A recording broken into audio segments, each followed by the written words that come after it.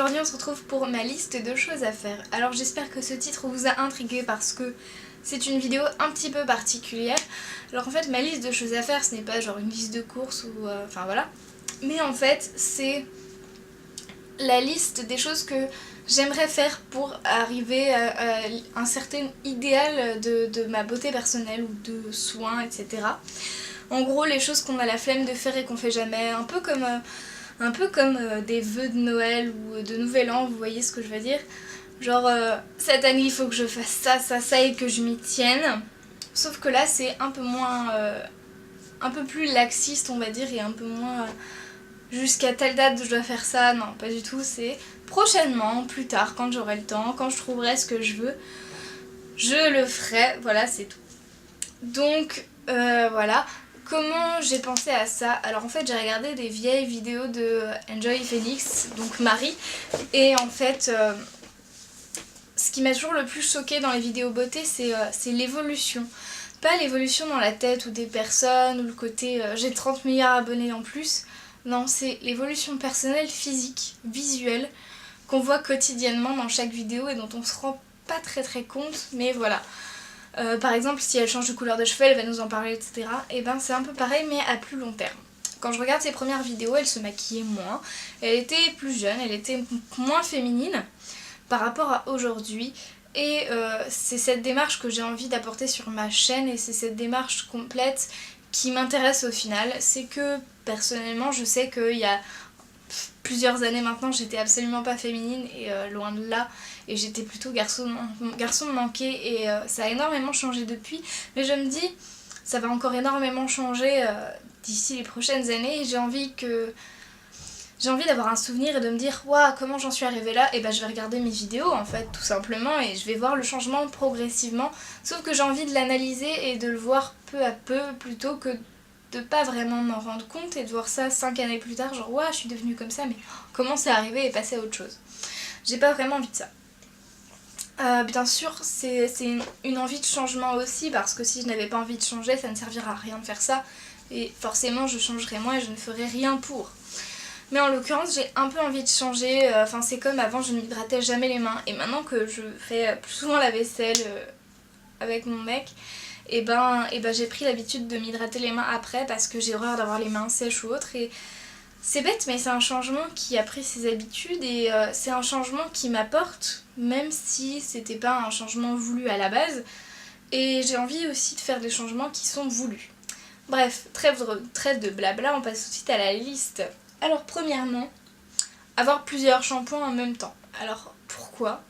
Alors actuellement j'ai toujours 2 shampoings et encore il y en a un que j'utilise bien plus que l'autre et c'est le shampoing de chez Lush, shampoing solide, qui est blanc, c'est c'est un petit galet blanc qui sent un peu, je sais plus d'ailleurs, peut-être la vanille, un truc comme ça. Et c'est le brillantissime pour rendre les cheveux plus brillants. Et je me rends compte que mes cheveux s'habituent à un seul shampoing et en fait c'est très mauvais. Alors avant j'étais au shampoing pourri de chez Kerastase. Enfin Kerastase sont pas si mauvais que ça mais bon voilà ça reste très siliconé. Ainsi j'avais eu aussi les Garnier avaient eu un effet dévastateur sur mes cheveux, je m'en étais rendu compte très vite. J'avais testé celui de chez Kerastase qui rend les cheveux plus blonds parce qu'il a un petit peu d'ammoniac dedans et c'est très mauvais d'utiliser tout le temps. Et j'ai jamais pris cette habitude d'avoir 30 milliards de produits en même temps.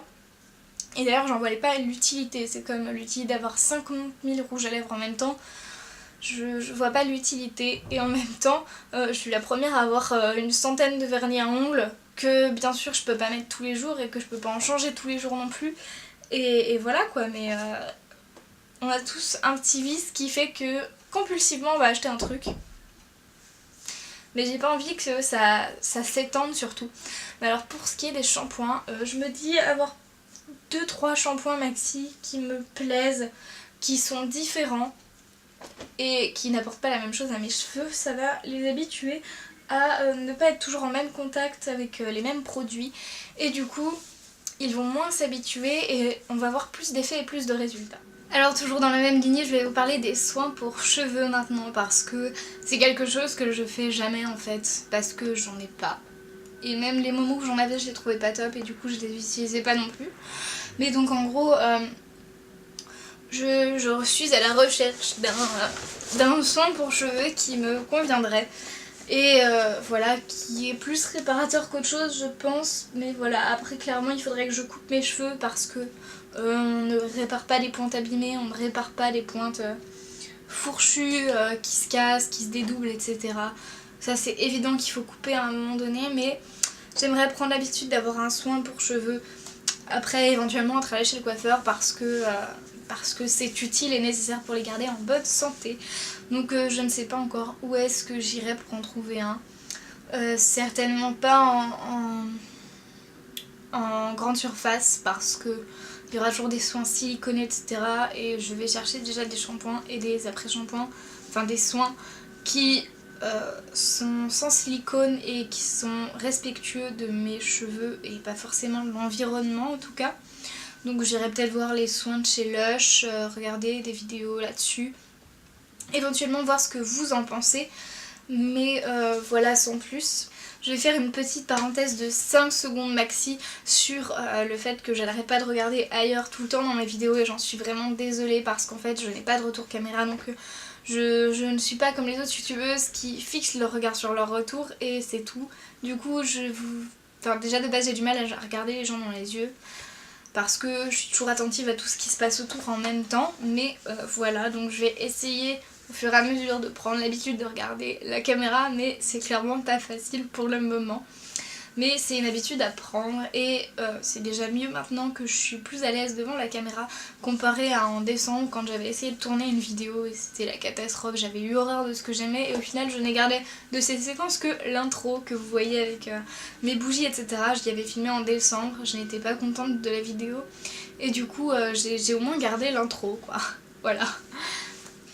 L'autre effort que j'ai à faire est un effort d'hydratation parce que et encore ça va un peu mieux mais j'ai pris l'habitude d'hydrater mes mains et pas encore mon visage et ça se sent parce que j'ai la peau super sèche en général et pas du tout grasse, je suis pas du genre à avoir une peau grasse qui fait trop de sébum ou autre mais voilà limite ça pourrait peler quand je fais ça quoi. Mais du coup voilà, c'est vraiment un effort d'hydratation que j'ai à faire. Après j'hésite encore sur une crème pour le visage.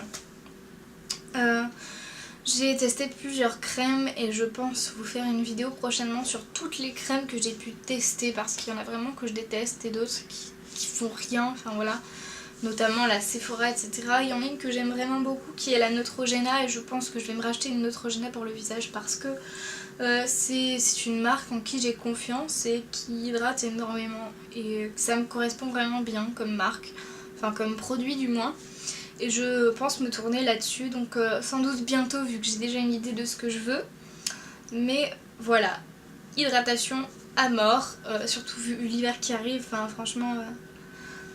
je suis la première en plus à râler d'habitude parce que j'ai les lèvres sèches, j'ai des crevasses à force, etc. Donc cet hiver je vais plus me tourner sur l'hydratation du visage et les baumes à lèvres. Alors maintenant je vais vous parler de ces produits qui viennent de chez The Body Shop. Alors j'ai dans l'ordre un exfoliant corporel au chocolat qui s'appelle Chocomania qui était une édition limitée de 200 ml et c'est un exfoliant au sucre. Donc il est comme ceci et je vous l'avais déjà montré dans un haul ou je ne sais plus, enfin dans une vidéo du moins. Et voilà, il est un peu cracra, franchement je suis tellement déçue du packaging dedans quoi, c'est hallucinant. Et le pire c'est que je l'ai reçu tel quel en fait, c'est... En fait, je l'avais commandé sur le site, du coup il a dû voyager, j'ai eu un problème avec les relais qu'il y a là, etc. Je vous en avais parlé d'ailleurs. Et je suis tellement déçue parce qu'il a l'air tellement liquide, tellement bizarre par rapport aux autres que clairement non quoi. Et puis j'aime pas l'odeur en fait, clairement j'aime pas l'odeur. Pour moi ça sent pas le chocolat, ça sent le chocolat barbe à papa, ça sent beaucoup trop le sucre et c'est juste pas possible. Donc je pense le revendre parce que je ne l'ai quasiment pas utilisé, qu'il est toujours plein. Donc tant qu'à faire, voilà, ça fera une heureuse qui elle aime le chocolat.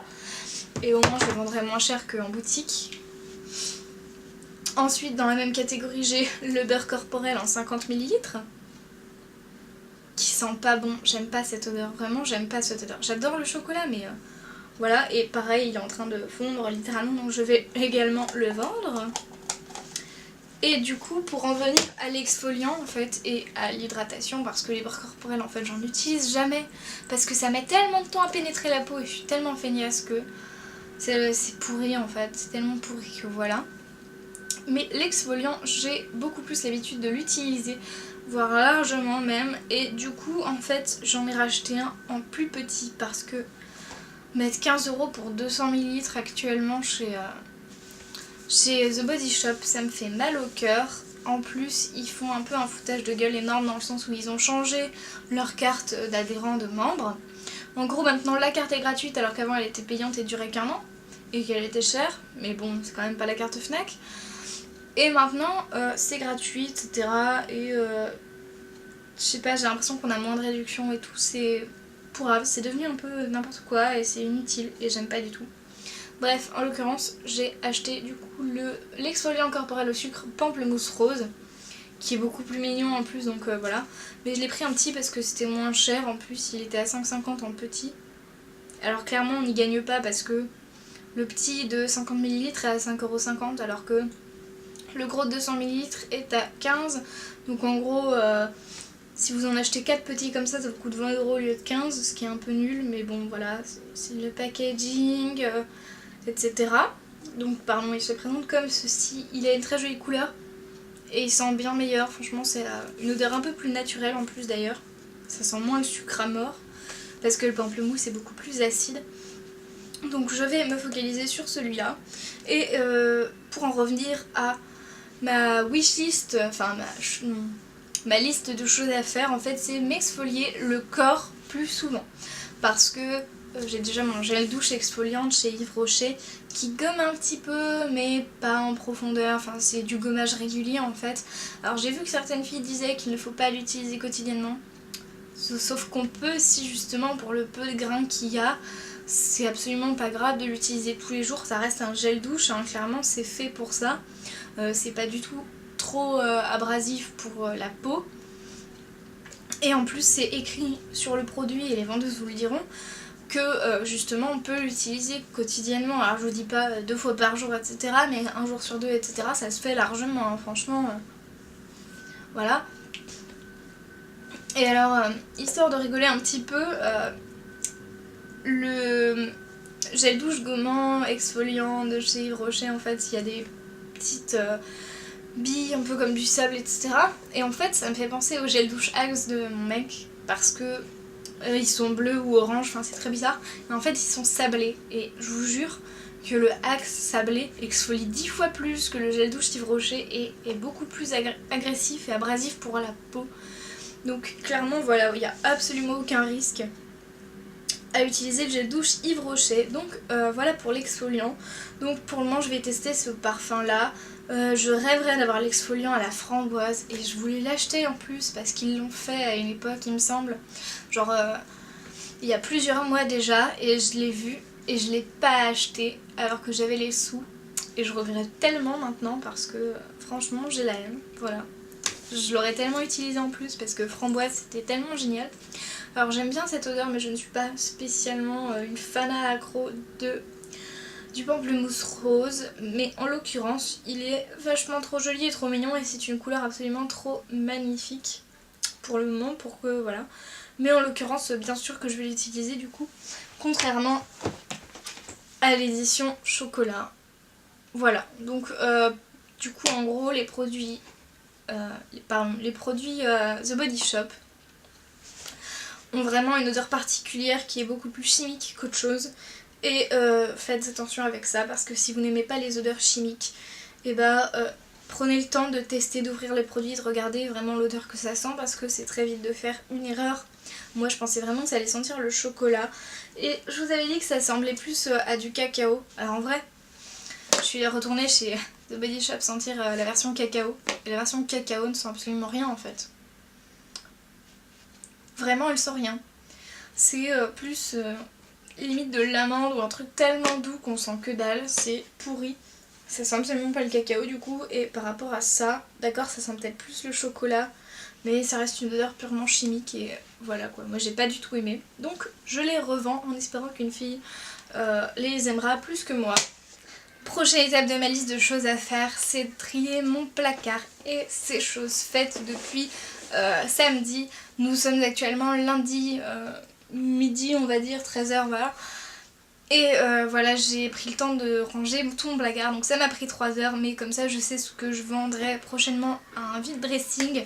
Et d'ailleurs le groupe Facebook de vide dressing lyonnaise a un peu changé mon quotidien ces temps-ci, parce que du coup ça spamme mon fil d'actualité Facebook, du coup j'arrête pas de vendre des trucs qui ne me vont plus, et d'acheter des trucs en tout genre qui me font envie, du coup voilà.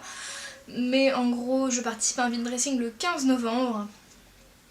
Et du coup je vends plein de trucs, genre j'ai une valise complète de fringues, j'ai un sac complet de différents sacs et j'ai 2 paires de chaussures parce que je ne me résous pas à donner les anciennes, parce qu'il y a plein de Converse que j'ai 30 milliards de paires de Converse que je ne mets jamais parce que je mets toujours les mêmes et je ne vis que pour avoir des Vans noirs ou orange, donc en gros voilà. J'ai pris ensuite la peine de trier mes bijoux, alors j'en ai retrouvé dans des vieilles boîtes, dans plein de trucs différents, etc. Et j'ai trié ce que je ne mettais plus. Alors c'est l'une des choses que j'ai le moins jeté parce qu'en fait j'avais déjà trié mes bijoux il n'y a pas si longtemps que ça, genre avant l'été je crois. Et du coup voilà, mais il y en a encore quelques-uns que j'ai voulu bazarder et que du coup je vendrai aussi au vide dressing. Donc voilà, c'était trier mes bijoux, mon placard et mes affaires. Donc la prochaine étape, pardon, c'est de ranger un peu ma chambre et tous les trucs que je veux plus, notamment plein de trucs déco dont en fait j'ai pas la place et que ça finit dans des cartons ou dans des boîtes. Voilà voilà. Ensuite, du coup, participer à un vide dressing dans ma wishlist et du coup ce sera bientôt chose faite et c'est pour ça que d'ailleurs que j'ai voulu trier mon placard et mes affaires, pour au moins que ça serve à quelque chose et que je ne vais pas y garder sur les bras 30 milliards d'années non plus. Enfin, c'est mon organisation de fac. Alors mon organisation a beaucoup changé cette année, je pense avoir trouvé ce qui me convient le plus. Et du coup, je pensais vraiment que il faut que je sois plus organisée et plus cadrée, plus régulière dans ce que je fais à la fac, notamment niveau organisation parce que j'avais normalement mon agenda que j'utilise jamais en fait. Bon, je mets tout dans mon calendrier de Mac, mais quand même. Il y a plein de choses que j'utilise pas et du coup toute mon organisation est à revoir et quand ce sera fait je vous ferai une vidéo là-dessus parce que même si ce n'est pas à la rentrée, il y a toujours un petit ménage de printemps, d'hiver à faire à peu près genre en décembre et c'est très important de le faire. C'est tout pour cette vidéo, j'espère que ça vous aura plu et que vous aurez trouvé ça original et différent et on se retrouve bientôt pour une prochaine vidéo. Ciao ciao!